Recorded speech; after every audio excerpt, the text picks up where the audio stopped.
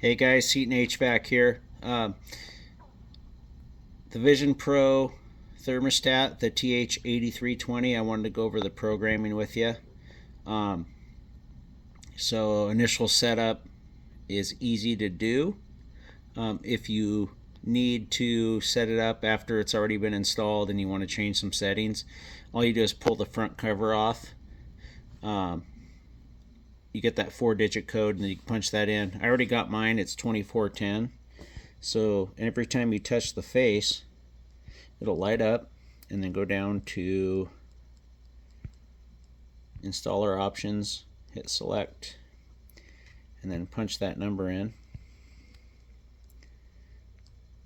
2410, and that'll get you into the installer setup. So let's go into the setup, select. First thing you think is application, residential. Obviously most of this will apply to you. It does, if you hit it down, it'll take you to commercial and it gives you some other different occupied, unoccupied settings that a commercial building would have. Next would be thermostat name. If you want to name it, Seton Heating and AC thermostat. My wife's, whoever controls it. Thermostat type programmable. If you hit this button down, some of the old people will want non-programmable. Most people will want programmable. Set up a schedule. Temperature scale, Fahrenheit. You guys north of the border will probably put it on Celsius. Some of you are getting converted. A lot of people think that we should all be on Celsius. Metric system, etc. But this is usually where you'll leave it. If you have an outdoor air sensor for a heat pump to lock out the backup heat, or if you just want to see the temperature on the thermostat, then you'd hit yes on this. This one's set to no, so there's your yes.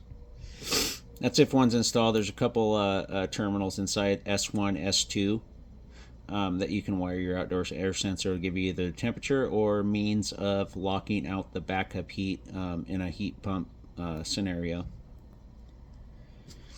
Heating system, conventional forced air. This one's set up for a gas furnace or straight heat, straight cool. If you just have a cooling system down in the south, other if it's like a water source system, radiant heat, or your heat pump, which is where you would have that outdoor sensor. Next, heating equipment, air-to-air heat pump, geothermal. These are just changing the algorithms of cycles per hour, or some other algorithms that only the owners of Honeywell know. So moving on, reversing valve, O and beyond, cool. So I usually switch this to the B because I install a lot of Bosch and I install a lot of Rheem systems, or I did in the past. So usually I put it on B, but most systems are energizing the reversing valve in the cooling side of the system, if it's a heat pump. Compressor stages, that's pretty self-explanatory. You got 1, 2. This does 4 heat, 2 cool, so it's only going to do 2 compressor stages. I'm sorry, 3 heat, 2 cool. So you'll do 2 compressor stages, and then you get your backup heats. Backup heat stages, you can do 1 or 0. System changeover, automatic. This is if customer's got heating and cooling. If they want to do it manually and switch it on mode to heat or cool, they can do that. Most people put on automatic if they have both. That just makes it easier. It shows both settings on the screen. Less for them to think about and change, which is really good. Auto changeover deadband. 3 is pretty standard. Don't change that, just leave it there. And then control options, it comes out of the box as basic, but change it to advanced and then get you some other settings, especially if you have a heat pump. Compressor cycles per hour, compressor off time. You know, these can be changed, but the factory has this right if you do your heating system properly. The heating setup, so heating and cooling setup, just leave it where it's at. Extended fan runtime and cool. If you want to get rid of some of that excess air in the duct, you would do that. Extended fan runtime and heat, same difference. It's just a purge thing basically. Scheduled periods, most people do the 4 periods per day. If you're a retired person, you do 2, 1 for when you're awake, 1 for when you're asleep. So, and then adaptive recovery, I don't like to leave this on. I usually put it to no because it's learning how quick it takes to either heat or cool your house. And some people don't want their system kicking on at 5 in the morning if they're not getting up till 7. They say it's a more efficient way to do it, but I prefer to keep it on a no for that, because just, you know, let the system kick on. You shouldn't have big setbacks with most systems anyway. I understand you can do that with gas furnaces, but with heat pumps, no. Minimum cool set point, that's pretty self-explanatory. That should be set higher, really. Should be set at like 66 probably. And then your maximum heat, that should be set at like 76. Who wants their house outside of that range anyway? Keypad lockout, you can lock your keypad unlocked, partially locked, or fully locked. Wired this is for your outdoor sensor, so you have a wired sensor. This says no, but you can switch it to yes if you have something wired in there. Filter type, media, none, or electronic. I guess it just changes the time frame that you have to clean them when you change that. So it's just a timer. EAC cells reminder, EAC pre-filters, post-filters, humidifier pad. You know, you can set that for like 2 years. I don't think they need to be replaced every year. Dehumidifier, ventilation type, if you have a ERV or something, or just a fan ventilator, something like that. Ash, this is code stuff here. Percent. That's if you have something hooked up. Most people don't. How many bedrooms you have, that has to do with the ventilation.